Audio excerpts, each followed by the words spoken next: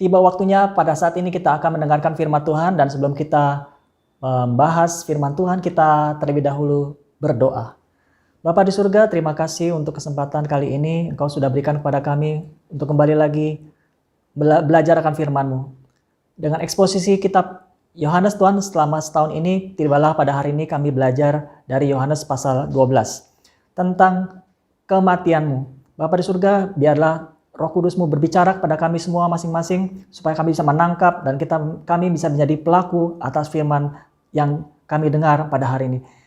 Dan Roh Kudus, kiranya Tuhan pimpin kami semua, baik yang hamba yang menyampaikan firman-Mu maupun yang mendengarkan firman-Mu, agar kiranya kuasa Roh Kudus saja yang menguasai hidup kami dan kami bisa berjalan sesuai dengan firman-Mu. Di dalam nama Tuhan Yesus Kristus kami telah berdoa dan bersyukur. Amin.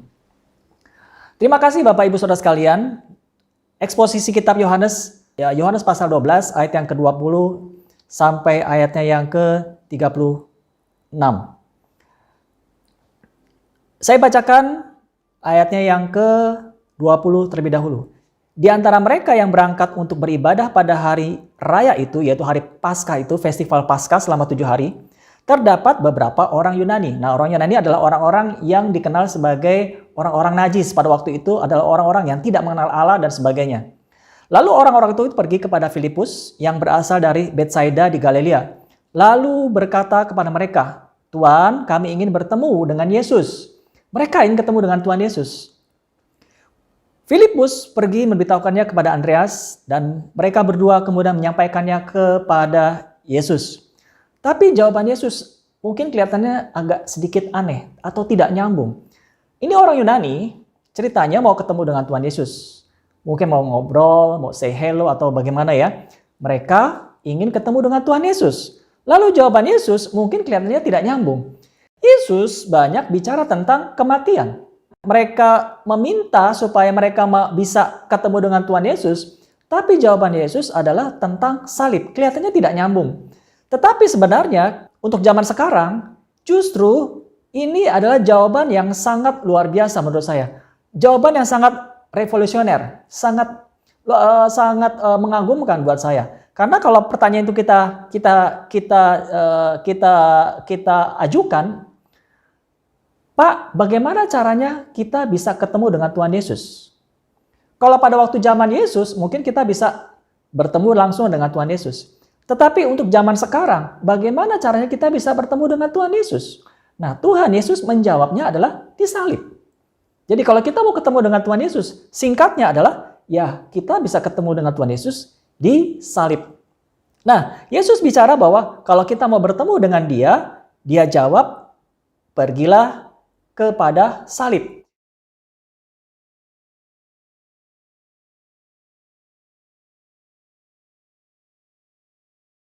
Kenapa kita harus menghadap salib? Barangkali beberapa dari saudara akan menjawab, oh, salib bagi saya adalah tempat di mana Yesus menebus dosa-dosa saya. Betul. Kalau Anda berkata, oh, salib itu adalah tempat rekonsiliasi Allah dengan manusia. Jawabannya itu tidak salah. Kalau Anda berkata arti salib itu adalah bukti kasih Allah akan dunia ini, sehingga dikaruniakannya anaknya yang tunggal untuk mati di kayu salib, untuk menebus dosa-dosa kita dan kita mendapatkan kehidupan yang kekal. Itu juga tidak salah. Nah, apa arti salib bagi Anda? Barangkali saudara punya pendapat sendiri di luar dari apa yang tadi sudah saya katakan. Dari Kejadian pasal 3 tentang adanya yang berdosa. Dan akibat berdosa, si Adam yang berdosa ini, maka timbullah 6 kutuk. Dan 6 kutuk ini secara singkat saya bisa sebutkan. Satu adalah kutuk hina. Kedua adalah kutuk permusuhan dengan iblis. Jadi sejak manusia jatuh dalam dosa, maka Tuhan membuat permusuhan antara iblis dengan perempuan ini. Antara keturunan iblis dengan keturunan perempuan. Keturunan perempuan dalam hal ini adalah Yesus akan menghancurkan kepala si iblis, sedangkan iblis akan menghancurkan tumit Yesus, dan itu terjadi di kayu salib. Kemudian yang ketiga adalah kutuk susah payah. Nah, sejak manusia jatuh dalam dosa, salah satu akibatnya adalah kita harus bekerja cari uang, cari makanan dan sebagainya. Itu namanya kutuk susah payah. Dan dikatakan bahwa seumur hidup kita harus memacul, mengolah tanah sedemikian rupa. Dan hasilnya adalah rumput duri dan semak duri. Itu namanya kutuk susah payah. Nah, yang keempat adalah kutuk sakit penyakit. Sejak manusia jatuh dalam dosa, maka mulailah manusia mengenal yang namanya sakit, kesakitan, dan penyakit.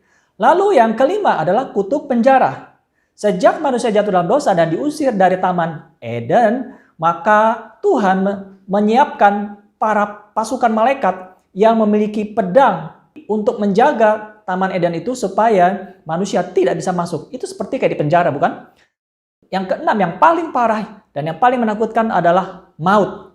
Upah dosa adalah maut. Jadi ada 6 kutuk yang terjadi akibat dosa Adam, dosa manusia.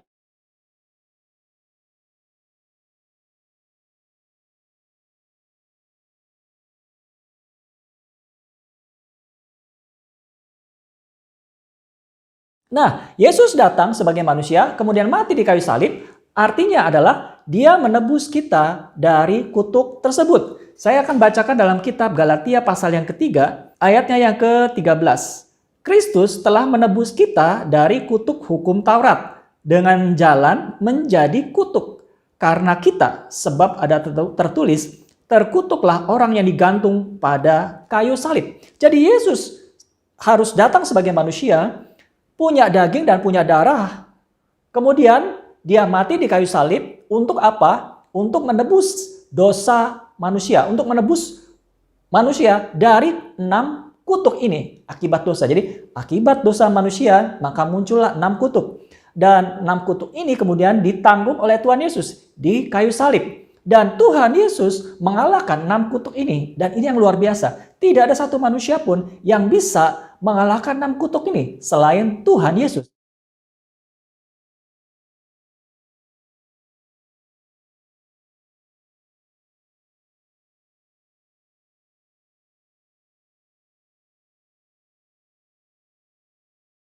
Itulah arti salib.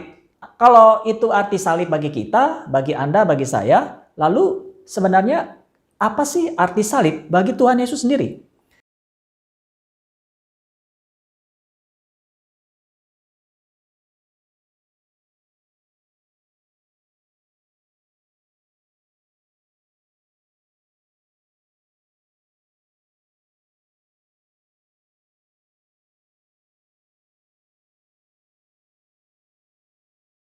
Jadi arti salib bagi Tuhan Yesus itu ada secara singkat, saya bisa katakan ada 5.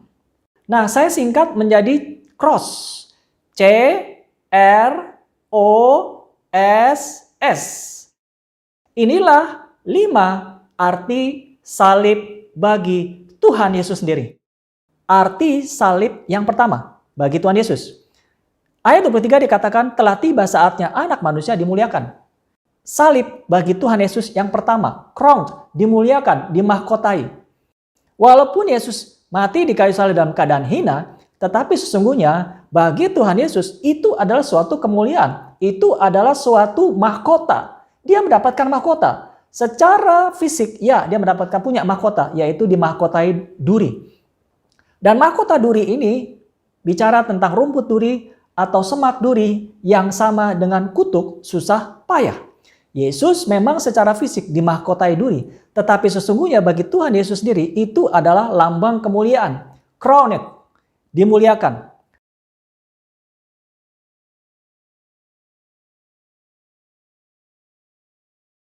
Lalu R yang kedua, ayat yang ke-24.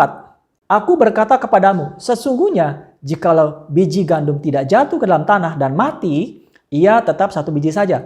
Tetapi jika ia mati, ia akan menghasilkan banyak buah. Barang siapa mencintai nyawanya, ia akan kehilangan nyawanya. Tetapi barang siapa tidak mencintai nyawanya di dunia, ini ia akan memeliharanya untuk hidup yang kekal. Resurrection and the life itu jawaban yang tepat sekali. Jadi di kayu salib ada kebangkitan dan kehidupan.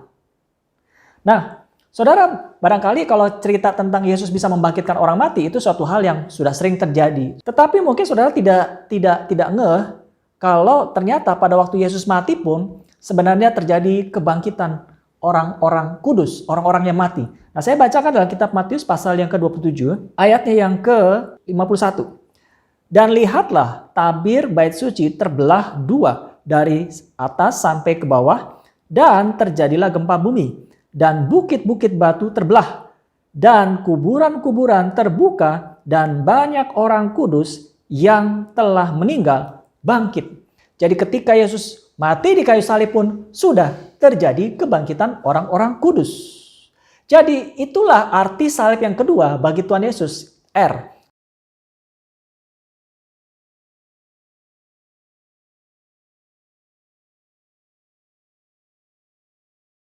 Nah, sekarang kita teruskan arti salib bagi Tuhan Yesus. Yang ketiga diawali dengan huruf O, ayatnya yang ke-26 ini. Barang siapa melayani aku, ia harus mengikut aku. Dan di mana aku berada, di situ pun pelayanku akan berada. Barang siapa melayani aku, ia akan dihormati Bapa. Sekarang jiwaku terharu, dan apakah yang akan kukatakan? Bapa, selamatkanlah aku dari saat ini? Tidak, sebab untuk itulah aku datang ke dalam saat ini. Kalau saudara menjawab obedience, itu benar. Ketaatan. Arti salib yang ketiga bagi Tuhan Yesus adalah obedience. Dan dia sangat taat. Oleh karena itulah Bapa memuliakan Yesus sedemikian rupa dan mengangkatnya menjadi raja di atas segala raja, Allah di atas segala Allah. Obedience, faktor yang paling penting.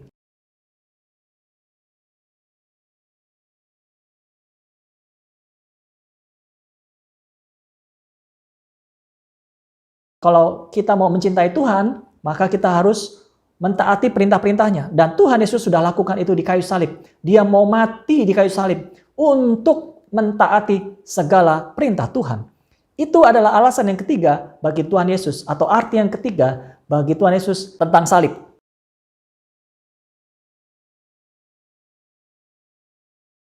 Nah, kita teruskan yang keempat. S, yang merepresentasikan ayat yang ke-31. Sekarang berlangsung penghakiman atas dunia ini. Sekarang juga penguasa dunia ini, siapa? Penguasa dunia ini akan dilemparkan keluar. Satan's cast out. Setan diusir keluar. Setan dikalahkan di kayu salib. Jadi ketika Tuhan Yesus di kayu salib, dia sudah mengalahkan iblis. Saudara masih ingat tadi ada 6 kutuk akibat dosa manusia, dan salah satu kutuk itu adalah kutuk permusuhan antara manusia dan iblis. Iblis sampai selama-lamanya adalah musuh manusia. Jadi kita tidak boleh minta tolong sama iblis. Kenapa? Karena dia musuh kita. Dia musuh manusia. Dan sampai selama-lamanya Tuhan sudah mengutuki iblis dengan manusia akan selalu bermusuhan. Pribadi yang bisa mengalahkan iblis adalah Tuhan Yesus sendiri. Itulah arti salib yang keempat bagi Tuhan Yesus. Satan's cast out. Setan diusir, setan dikalahkan. Bahkan dikatakan kepala iblis itu hancur. Tetapi iblis hanya bisa menghancurkan tumitnya Yesus. Kalau keadaan Yesus di kayu salib itu begitu hancur, lebur, sebenarnya menurut firman Tuhan dalam Kejadian pasal 3, itu hanyalah tumit Yesus yang rusak. Tetapi bisa dibayangkan kalau keadaan tumit Yesus di kayu salib itu seperti itu, saya bisa bayangkan kepala iblis dihancurkan oleh Tuhan Yesus sudah kayak apa itu.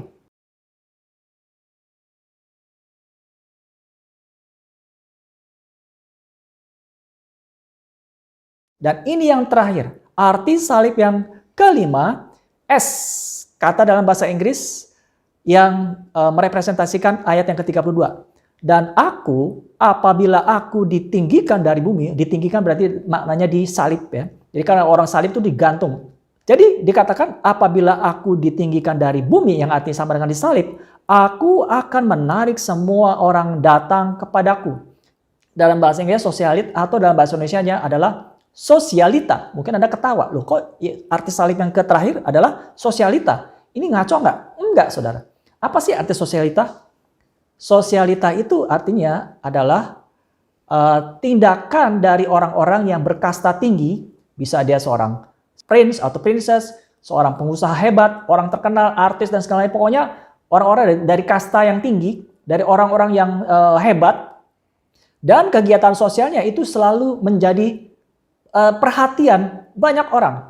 Dulu tahun 80-an ada namanya Princess Diana.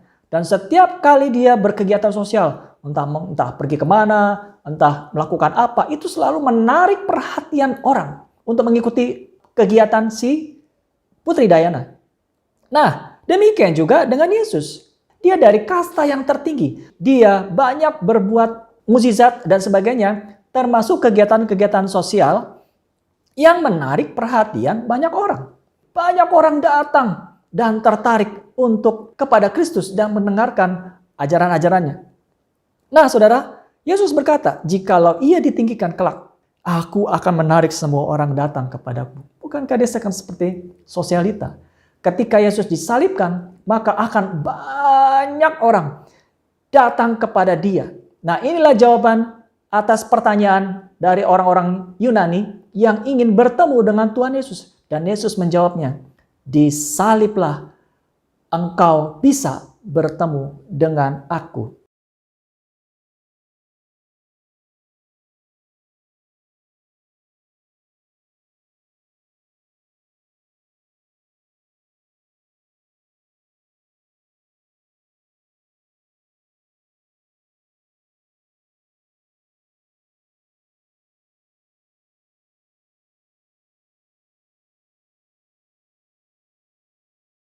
Mari kita berdoa. Bapa di surga, terima kasih untuk firman-Mu hari ini. Karena Tuhan sudah pimpin kami, menyertai kami, dan Roh Kudus memberikan kami banyak pengertian tentang apa arti salib menurut Tuhan Yesus sendiri. Terima kasih ya Tuhan, Engkau sudah mau mati di kayu salib untuk kami, menebus dosa-dosa kami, menjawab semua persoalan hidup kami. Ada 6 kutuk yang Engkau tanggung Tuhan. Kami tidak perlu takut lagi ya Bapa. Dan oleh karena itu kami bisa menjadi umat pemenang dan kami bisa semakin hari semakin beriman, kami makin percaya bahwa Engkau adalah segala-galanya, Engkau adalah Tuhan segala Tuhan, Engkau adalah Allah di atas segala Allah. Terpujilah nama-Mu ya Tuhan, di dalam Tuhan Yesus kami telah alaskan doa ini. Amin.